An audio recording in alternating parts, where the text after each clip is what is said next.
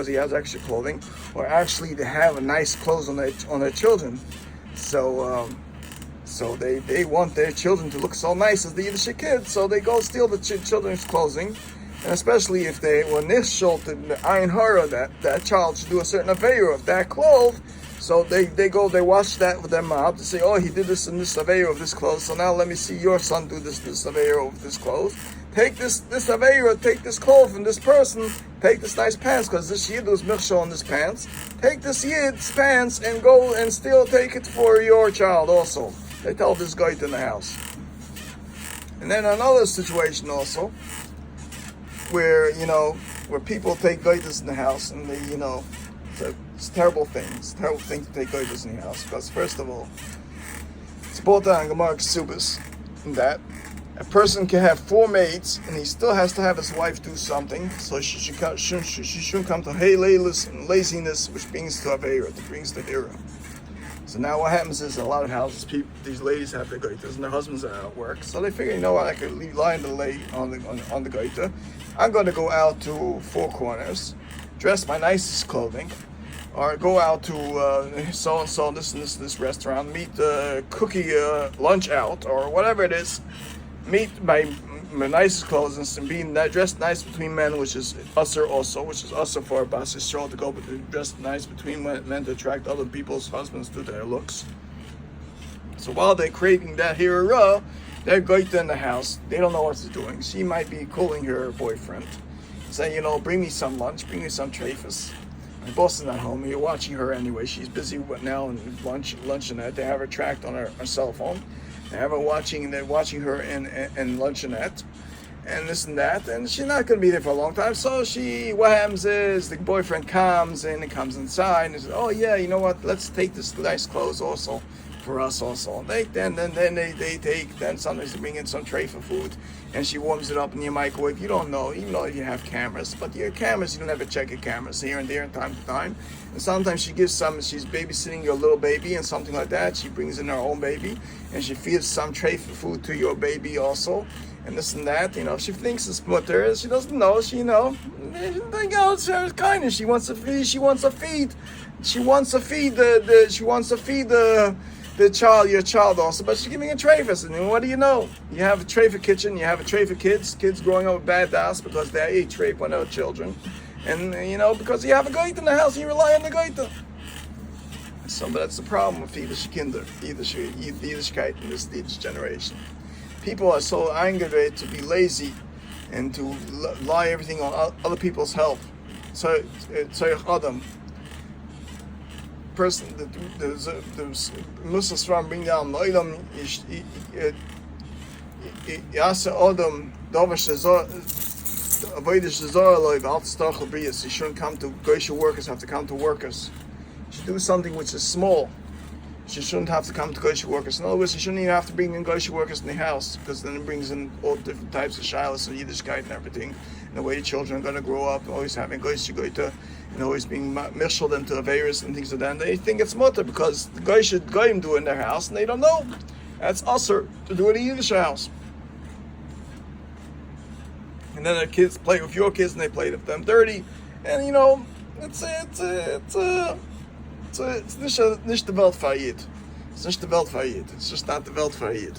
And that's why I wonder how many people are still my brothers. I wonder how many Yidden are still my brothers actually, that they were das, right das of Torah. They learn the Gemara and they actually kaim what the Gemara says. They learn halacha and actually kaim what the halacha says. It's very funny. It's very funny. It's very funny. It's very, very funny. It's very funny. It's very funny. Gemara Kesubas the Gemara and Shas bring down a lot of things how people should be knowing in the house, and a lot of people are not even knowing that way. Gemara Shabbos brings down how people should relax in their living rooms. They should relax, lift their feet up, legs up in front of ladies, because Chas Shalom you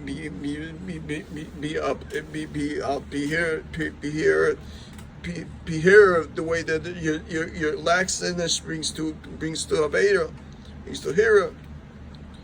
Well, ladies shouldn't lift their legs up between men. It's that's why they say the Gemara Shabbos brings down people should have a separate seating if they want to relax and lay back. They shouldn't lift their legs up between ladies, and they shouldn't men shouldn't lift their legs up between ladies, and ladies shouldn't lift their legs up between men. It's all these things. I don't know how many Yidden really abide by the Torah laws, which they're supposed to. I don't know if they consider themselves Yidden, and they really want to be Yidden the way they're supposed to. Well, anyways, I don't know what to say. I really, sometimes I see things and I don't know what to open my mouth about. It says, if you know what to say, you don't say, and Chas v'Shalom you don't say, you get punished. So, I mean, anyways, there's another situation I came across that I constantly have times that I fall and I get up and I falti kamti. I lose a job, I get up and get it back on my feet, then go to the next job. I go back and forth the whole time and get up and down, up and down. And for some reason, the Baruch Hashem always sends me back to a certain friend that he got burnt. And since he got burnt, he feels like he doesn't have to work again. Doesn't ever have to work again because, everything comes from Shemayim. So you sit back and relax in the bed, sleep half a day, sleep a full 8 to 10 hours at night, sleep half a day and only learn all day, and that's it. Hopefully everything will come in Shemayim from there yourself. So Moshe sends it to him, feels bad to him. He sends it upon us every day now and then. He sends me to him every now and then to help him out to fix some electrical things. And I have to use a shower or something like that. Or to buy him some towels, feel bad for him, buy him some tissues, buy him some, take into some chesed of him. That's only like, smearing the wound. It's not even healing the wound. And then one day he tells me, I don't know how you still have koyach after all, you're still able to focus and do a lot of work and sleep very little and this and that. He tells me that, something, it reminds me of the Gemara that the person is drowning. And he says, Hashem will send me someone to help him, to save me. And the guy boat comes by, and he says, no, don't be worried, the Baruch Hashem is going to save me. Another boat comes by, he says, come in. He's going to save me, no. And Hashem is going to save me. Another boat comes by, and he saves me. He says, save me. He says, come in, I'll save you. He said, don't be worried, the Baruch Hashem will save me. Then all of a sudden a big wave comes and washes him down and he drowns. He goes up to Shemayim and says, Baruch Hashem, how come you save me? He said, I sent you 3 boats, I sent you 3 shluchim. So now Baruch Hashem sends him 3 boats, 3 times. Every time I fall, I go to him to show him that the falti kamti, I still get up, and I still go, even though I don't have siblings of 7 kids, or 10 kids, or 13 kids, or 20 kids working that I have to get up to support. Even though I'm only supporting myself and helping out people, doing chesed at the same time. But in Falti Kamti, I still get up and I still hustle to go back on my feet. My father did the same thing. My father of the Shalom did the same thing with Yosef.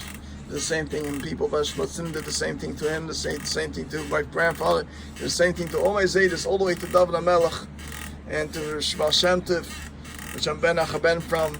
And they did all these things, the same things. They said these Arab Rav and these Mamzeim kept on saying the same things, the same schmutz about all my ancestors. And meanwhile, I happen to be a nice Talmud Chacham, a Masmid, a Shas boy, a Shomer Shabbos, a Baliyah Shemayim, an Elchiyid, electrician, handyman, bus driver, truck driver, talented, multi-talented person, a chef, everything.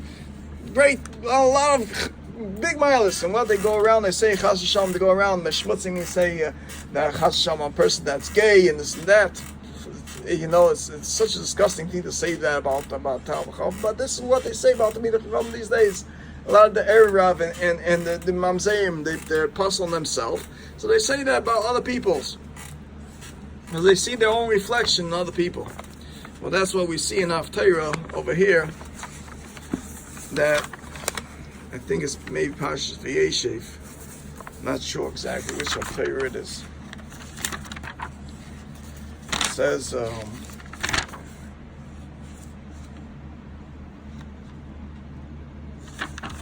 it's not this Haftarah. It's not Vayeshev. No, it's not Vayeshev. I think it's my father's. I'll tell you. No.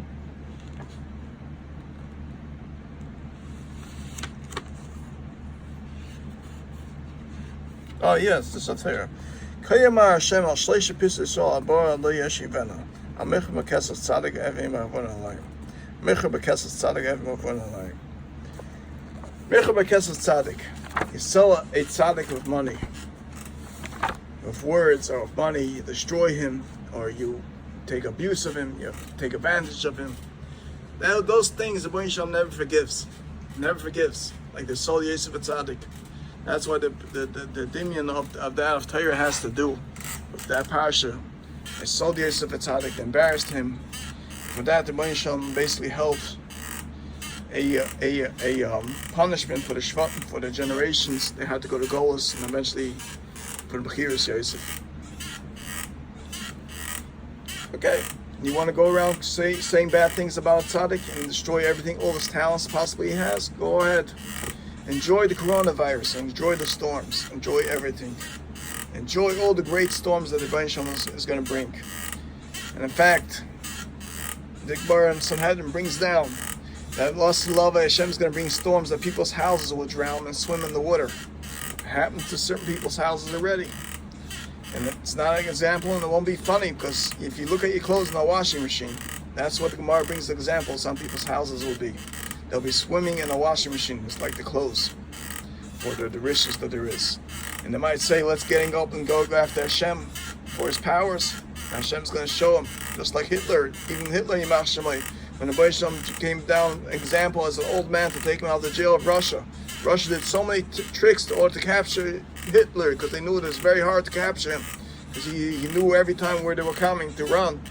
And they did all that things to capture him, and he still managed to escape. Because the Rebbeinu Shalom wanted to say, I'll take care of you myself, because you reach the power of, which Isaiah says, the person who reaches the power of the koyach of the Malcham Avos, only Rebbeinu Shalom can kill him. And that's why Hashem did. Eventually, Hashem killed him. Eventually, later on, with difficulties, they had to take all different plastic surgeries until he died and everything, all that. Every single day, the limb was hurting. You have to go back to this doctor to do more surgeries. Don't ask him. Hashem did Isis and how he took care of it. You know, before he died. Anyways, so kids of mice back to over here. There's a few mice here.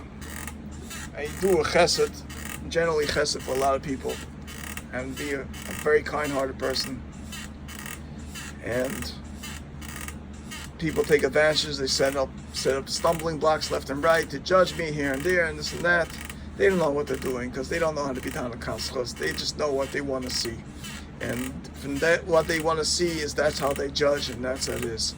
And Ma'isa, Rebbeinu Shalom is the Ein Dani Chidi Ala Kodesh Baruch Hu. Person can be a 6'5" Dayan and call himself a Dayan, a Bezdin, this and that, but Ein Dani Chidi Ala Kodesh Baruch Hu. And meanwhile, he could send out girls after me while I was going to this person's house to take a shower. Sending out girls after me, him and another Rav from 146 Liberty and a few other Rabbanim saying that just said Rabbi Spanis Isachayel, they say B'shat, if they all run after him, he eventually will go out. I mentioned that's first of all going out on a date is not I'll be my Torah. I'll be my Torah is I first of all take only brochures, and I do everything I'll be the right way, and I don't date. I find out all information first, and I don't need to basically when you see everything and you speak to the right people, you don't speak to full shakranim, not shatchanim. There are a lot of them out there, and everybody's always sending them after me, so I can see them right on their face, and I know where to turn away from them. Anyways, Kitzah Ma'isa. So that's why all these phonies are trying to get married to me, and meanwhile they're not even considered full-fledged Yidden. They're still my brothers and sisters, but they have to do tshuva, they're big chasrain. The big chasrain is shreinis in them. Big chasrainis in them, she'ein kamoyim. And nobody's perfect, even I'm not perfect. Even Moshe Rabbeinu said he's not perfect. Moshe Rabbeinu said, He's still starting learning in Torah. Everybody is not perfect. Everybody's always working out until the day you're dead. Person is not perfect until the day he's dead. And then he's decisionable according to what he deserves in the next world. So, but Baruch Hashem, I steig away every single Shabbos and I sit and learn all day. And when they go around, they say he's gay. He's gay. That's what it is. That's what they say about a Talmid Chacham. He's gay. He can't get married because he's gay. That's what they say about him. It's not because they can't get married because he's gay. Because nobody's here in this generation that's a fitting match for him. Chas v'shalom, a person